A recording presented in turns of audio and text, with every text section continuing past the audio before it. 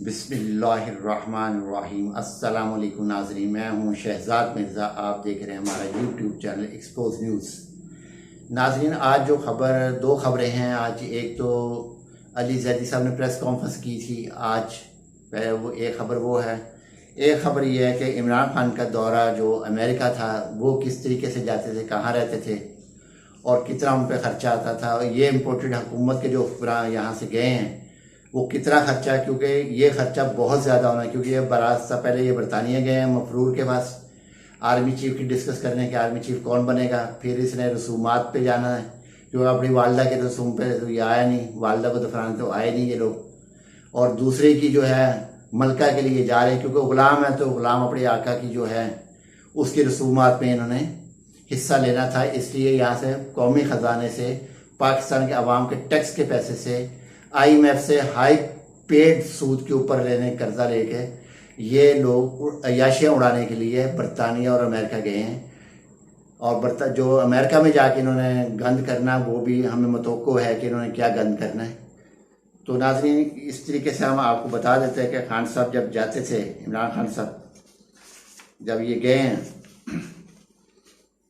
तो वो DC Washington, जब वो जाना होता था अमेरिका में, जनरल असम्बली में गए थे तो उस वक्त DC वाशिंगटन में इन्होंने स्टे किया था। DC वाशिंगटन में क्योंकि पाकिस्तान की एम्बेसी है तो एम्बेसी में ये रहे थे।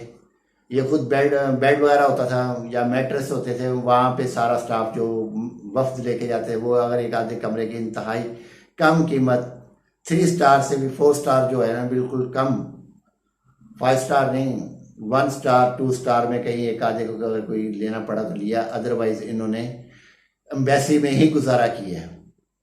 और ये जो एम्बेसी में DC वाशिंगटन जाते थे एम्बेसी में ठहरते थे। और अगर ये न्यूयॉर्क जाते थे, पाकिस्तान का रोज वैली होटल है, PIA का सरकारी वो होटल है जिसको ये इम्पोर्टेड हुकूमत बेचना चाह रही है, तो वो होटल है जिसमें खान साहब जाकर ठहरते हैं। इसका रोज़ाना का जो किराया वो $2000 है, 1500 1800 $2000 इनका किराया है पर डे का। यानी कि आप लगा लें तकरीबन 8 लाख, तकरीबन समथिंग 8 लाख 7 लाख 8 लाख के दरमियान इसका किराया है पर डे का। मगर जो इम्पोर्टेड हुकूमत के लोग गए हैं उन्होंने 9 लाख रुपए फी कमरा के हिसाब से उन्होंने लिया है। वहाँ कैंप ऑफिस भी बनाया गया है और वहाँ लॉ लश्कर भी गया। 2 लॉ लश्कर यहाँ से गए हैं। एक गया है PDM के जो है करप्ट वज़ीर आज़म, क्राइम मिनिस्टर जो हैं, उसका वफ्द गया। एक वफ्द गया है बिलावल जरदारी का, जरदारी के बेटे का एक वफ्द वो लेकर गया है, एक वफ्द ये लेकर गया। ये अपने वफ्द के साथ रह रहा है प्लाजा होटल में, वो रह रहा है पार्क हेट होटल में। तो इस तरीके से 2 होटल किराए पे लिए गए हैं। जो इंतहाई महंगा दौरा है ये इनका, इम्पोर्टेड हुकूमत का इंतहाई महंगा होगा। पाकिस्तान का बजट पैसा आगे ही नहीं है, रिजर्व पड़े हुए पाकिस्तान के, जो थोड़े बहुत पड़े हैं उनको भी खाली करने में, जो थोड़ा IMF ने इनको पैसा दिया है वो भी इन्होंने हड़प करना है। तो नाज़रीन, ये सूरत हाल है इनके दौरे की और इमरान खान साहब के दौरे का, इतना फ़र्क है। तो इस हिसाब से इस वक्त जो है इनको ये एहसास नहीं है कि कौम जो है इस वक्त पाकिस्तान की कौम जो है इस वक्त फ्लड के अंदर वो है, फ्लड आया हुआ है, बेरोजगार हो गए हैं, करोड़ों लोग परेशान हो गए हैं, लाखों लोग बेरोजगार हो गए हैं। ऊपर से एक लतीफ़ा ये कह दिया जी जो सैलाब ज़दगान है हो गया उनसे 2 माह का बिजली का बिल नहीं लिया। भाई वो बिजली जली कहाँ है, कहाँ बिजली जली है? ये इतना नफसियाती मरीज़ है और इसके इतने मुशीर गंदे हैं, वो बताने का नाहिल मशीर हैं। इनके मामले खसूसी की एक फ़ौज जफर मौज लगा दी 70 आदमियों की। मशीरों की ये हालत है, वो ये नहीं बता रहे कि वहाँ सैलाब आया हुआ है तो सैलाब के अंदर कौन सा बिजली जला रहा है, कौन बिजली जला रहा है? फरिश्ते आगे जला रहे हैं वहाँ पे। कौन से 2 माह का बिजली का बिल माफ़ करेंगे? ये हद होती है नाहिली की, हद होती है इनकी बेवकूफ़ियों की। हर जगह ये भंड मारते हैं, हर जगह जाके ये भंड मारते हैं, जिसकी वजह ये जलील होते हैं। फिर ट्विटर पे ये कहते हैं जी हमें ऐसे कहा जाता है, हमें ऐसे कहा जाता है। जब तुम हरकत ऐसे करोगे पाकिस्तान को दुनिया में, अपने मुल्क में तो हम अवाम में तो तुम हो ही मशहूर के तुम नाहिल हो। दुनिया को भी पता चल गया कि आप नाहिल हो, तुम्हारे भंड पने से अवाम को, दुनिया को पता चल चुका है कि आप नाहिल हो, आप किसी काबिल नहीं। अच्छा नाज़रीन, दूसरी खबर जो है वो है अली ज़ैदी साहब ने प्रेस कॉन्फ्रेंस की है। उन्होंने बताया है कि मुफ्ता इस्माइल साहब भी टीटी शरीफ के वो मुस्तफ़ीद हुए हैं टीटी शरीफ से भी। इनकी जो टीटी थी वो थी तकरीबन 1 अरब से ज़ायद की टीटी आती थी इनकी। ठीक है जी।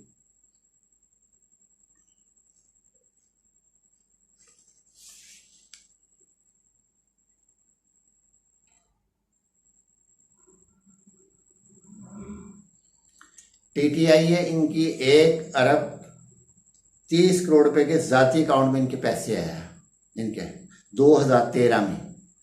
इनके 2 ज़ाती अकाउंट थे, एक बैंक अल्फला में, एक था इनका हबीब मेट्रोपॉलिटन बैंक में इनका अकाउंट था। जो बैंक अल्फला का अकाउंट नंबर है वो है 10043264667। ये इनका ज़ाती अकाउंट था बैंक अल्फला में। दूसरा जो इन्होंने अकाउंट खोला था हबीब मेट्रोपॉलिटन बैंक में, उसका अकाउंट नंबर है 6111210714204248। ये मेन ब्रांचेस से 2013 से 2018 तक इसमें इनका अकाउंट रहा है और इनके ज़ाती अकाउंट थे। इसमें टीटियाँ आती रही, 1 अरब 30 करोड़ रुपए की टीटियाँ आई हैं। ये उस वक़्त मुफ्ता इस्माइल साहब SSGC के चेयरमैन भी थे और इन्होंने जितनी लूट मार मचा सके तो इन्होंने मचाई है। और इनके भाई जो हैं इस्माइल इंडस्ट्री के जो हैं भाई साहब इनके जो हैं उन्होंने भी कम नहीं किया, क्योंकि ये जो टीटी जो आती थी UAE, बहरीन और आइलैंड जहाँ पे ऑफशोर कंपनियाँ बनती हैं वहाँ से बारास्ता आती थी, बनकर आती थी वहाँ से।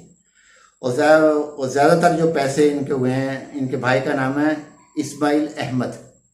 इस्माइल इंडस्ट्रीज़ को ये भेजते रहे हैं, पैसे भेजते रहे हैं और उससे मनी लॉन्ड्रिंग का जो है इन्होंने मनी लॉन्ड्रिंग ठीक ठाक मनी लॉन्ड्रिंग करके अपनी फैक्ट्रियाँ बनाई हैं। अब इन्होंने आके कानून लुबेलबाब यह है, इन्होंने अब आके कानून में नैब के कानून में तरमीम करके तमाम अपने केसेस ख़त्म करवाए। जबकि खुद SSGC के चेयरमैन थे, वहाँ से भी ये किकबैक्स लेते थे, वहाँ भी करप्शन का एक बाजार गर्म किया हुआ था इन्होंने। और इतना गर्म किया हुआ था कि हालत ख़राब की हुई थी इन्होंने। और इनके भाई जो हैं इस्माइल अहमद साहब, वो पोर्ट कासिम के बोर्ड ऑफ डायरेक्टर्स के मेंबर भी थे, वो बोर्ड में बैठते थे वो। तो इस तरीके से 50 मिलियन का इन्होंने अली ज़ैदी साहब ने केस किया हुआ इनके ऊपर मनी लॉन्ड्रिंग का बरतानिया में। तो उन्होंने आज चैलेंज किया बाकायदा तौर पे, अली ज़ैदी साहब ने इनको चैलेंज किया है इसको मुफ्ता इस्माइल को, अगर मैं गलत बयानी कर रहा हूँ, ये गलत चीज़ें हैं तो आप मैं कोर्ट में जाके मेरे खिलाफ हर्जाना दायर कर सकते हो, हर्जाने का दावा कर सकते हो। अगर मैं गलत बोल रहा हूँ मैं अदालत में जाके सबूत दूंगा कि आप क्या कुछ करते रहे हो, कहाँ कहाँ आपने अकाउंट्स बनाए हुए थे। ये तो सिर्फ 2 अकाउंट है जो इनके ज़ाती अकाउंट हैं जिसपे टीटियाँ आती रही हैं, टीटियाँ जाती रही हैं। ये टीटी शरीफ जो है वो मुस्लिम लीग नून का तुरा इम्तियाज़ है। ये इनका जो है करप्शन का एक इंतखाबी निशान है टीटी। ये शायद अंदर भी ये टीटी के नाम से जाने पहचाने जाते हैं, मुफ्ता टीटी, फलां TT, Ismail TT, Nawaz TT, Shahbaz TT, Hamza TT. ये टीटियों के नाम से ही पहचाने जाते हैं गालिबन, क्योंकि इनके टीटियों के कारोबार है। इन्होंने पाकिस्तान में जो मनी लॉन्ड्रिंग की है टीटी के जरिए ही की है। तो नाज़रीन, ये जो उन्होंने कहा है कि अगर इन्होंने ये काम, अगर मैं गलत बयानी कर रहा हूँ तो अगर मैंने कोई ऐसी गलत बयानी किया है या इनकी टीटीज नहीं है तो ये मेरे पे मुकदमा भी कर सकते हैं। मैं हाई कोर्ट में इनके खिलाफ प्रूफ भी दे सकता हूँ। ये पूरे पाकिस्तान के 22 करोड़ आवाम के अलावा दुनिया को पता है कि ये मनी लॉन्डर्स हैं। और जब से ये वज़ीर-ए-आज़म बना, 5 माह 6 माह से जब से वज़ीर-ए-आज़म बना ये शख्स, इसको किसी मुल्क ने पैसा नहीं दिया सिवाय 1-2 के अलावा थोड़ी बहुत इमदाद दी है। और सदर पाकिस्तान को इमदाद भेजी है इन लोगों ने कि आप जाके बांटे। इन पे इतबार ही नहीं कर रहे लोग कि इनको सलाह दिलाने के लिए इतबार ही नहीं कर रहे। तो नाजरीन, ये सूरत हाल इस वक्त बनी हुई है कि इनके अकाउंट्स नंबर भी बाहर निकले हैं कि यहाँ कहाँ कहाँ टिटियाँ करते रहे हैं। फिर इनके एक पार्टनर हैं इकबाल Z अहमद, वो भी टर्मिनल पे होते हैं। 2.5 लाख उनका टर्मिनल इन्होंने लिया हुआ है, और उसका $2.5 लाख हुकूमत अदा करेगी। वो हुकूमत अदा करती है $2.5 लाख। इनके पास एक टर्मिनल है, तो उसके जो वो किराया है वो 2.5 लाख है, वो इन्होंने हुकूमत पाकिस्तान पे कर रही है उसको। ये करप्शन की सबसे बड़ी एक कहानी स्टोरी लेकर आए हैं अली जैदी साहब।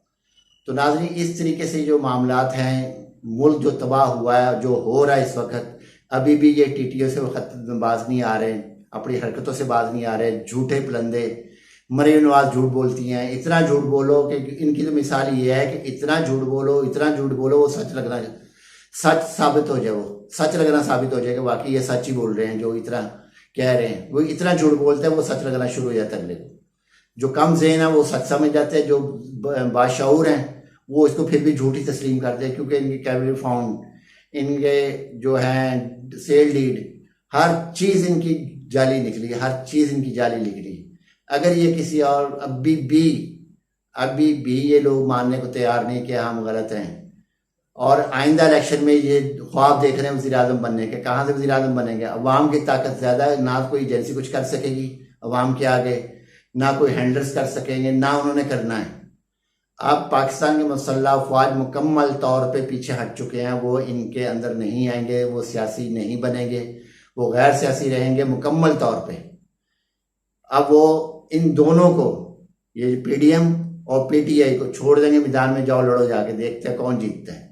और इनको पता है कि अगर हमारे पीछे एस्टेब्लिशमेंट ने हाथ ना रखा, नून लीग को पता है, पीडीएम को पता है कि हम यहाँ पे क्लीन स्वीप नहीं कर सके, हम सीटें नहीं ले सकें। क्लीन स्वीप तो दूर की बात है, सीटें लेना उनके लिए मुश्किल हो जाना है।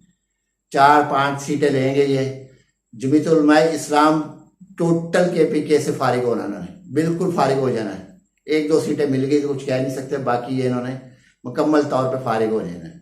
पंजाब से नून लीग का सफाया पीटीआई ने कर देना है। अभी ये जो गेम आसिफ जरदारी गैमर जो है, जवारी जो है, आसिफ जरदारी डाकू तो है, ये साथ जवारी भी है, जो डाका मारी हुई रकम को जुए पे खेलता है। जीत गए तो ठीक है, हार गए तो चलो जुए की रकम ही गई है ना। तो अब ये जुआ खेलना आ रहा है, जबकि इसको फिर नाकामी होनी है। कोई ऐसा नहीं सिलसिला होना है। अदम एतमाद अगर ये लेकर आएंगे, उधर अदम एतमाद कौमी असम्बली में भी चली जानी है। कौमी असम्बली में जो ही जाएगी, वहाँ कई मेम्बरान जो पीटीआई के राब्ते में हैं, अरकान असम्बली, MNS, वो वहाँ जा मिलेंगे और वो निकल जाएंगे और इनकी गवर्नमेंट धर्म से गिर जाएगी। इसलिए वो पंजाब में अदम एतमाद लाने की कोशिश नहीं कर रहे। ये सबको इनको पता है, नून लीग वालों को भी पता है, पीडीएम सारी को पता है, मौलाना फजल रहमान को भी पता है इस चीज़ का कि अगर हम अदम एतमाद पंजाब में लेकर आएंगे, अगर ये कौमी असम्बली में सदर ने कह दिया जी आप अदम एतमाद का वोट लें, एतमाद का वोट लें, अदम एतमाद तहरीक के अंदर आप एतमाद का वोट लें, तो उनको पता है कि हम वोट नहीं ले सकेंगे, इसलिए वो पंजाब को नहीं छेड़ेंगे। अगर छेड़ेंगे तो सबसे बड़ी सियासी गलती फिर करेंगे ये। जो थोड़ी बहुत साख इनकी रहेगी वो भी इनकी ख़त्म हो जानी है। नाज़रीन, वीडियो अच्छी लगे शेयर करें, लाइक करें, हमारा चैनल सब्सक्राइब करें। शुक्रिया।